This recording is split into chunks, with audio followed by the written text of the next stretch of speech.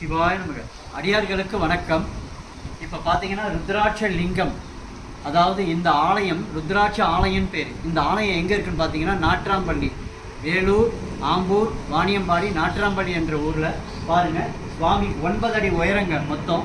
இவர் மட்டும் இந்த இடத்த 3 லட்சம் ருத்ராட்சத்தாலேயே நாங்கள் அலங்காரம் பண்ணி சுவாமியை முழுக்க முழுக்க ருத்ராட்சத்தாலேயே சுற்றி அவருக்கு, அதாவது அடுத்த மாதம் ஜூலை மாதம் 7ஆம் தேதி திறப்பு விழா வைத்திருக்கிறோம். இவரை நாங்கள் திறந்து எல்லா பொதுமக்கள் பக்தர்களுக்கு தரிசனத்துக்காக வச்சிருக்கிறோம். மொத்தம் இவருக்கு மட்டுமே 1 லட்சத்துக்கும் மேற்பட்ட ருத்ராட்சங்கள் இந்த இடத்தை சுற்றி அலங்கரிக்க மொத்தம் 3 லட்சம் ருத்ராட்சங்களால் இந்த ஆலயத்தை அமைக்க நாங்கள் முடிவு செய்திருக்கோம். அதாவது ஜூலை 7ஆம் தேதி ஞாயிற்றுக்கிழமை இந்த ஆலயத்தின் திறப்பு விழா.